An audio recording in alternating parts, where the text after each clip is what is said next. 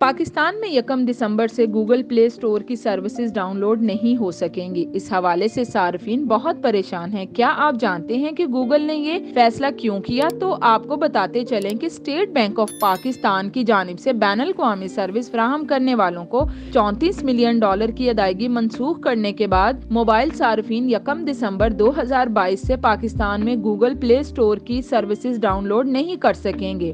S B P نے direct career billing کے طریقہ کار کو تبدیل کیا تو موبائل کمپنیوں کے ذریعے گوگل، ایمیزون اور میٹا وغیرہ سمیت بین الاقوامی سروس فراہم کرنے والوں کو سالانہ بنیادوں پر $34 ملین کی ادائیگی رک گئی۔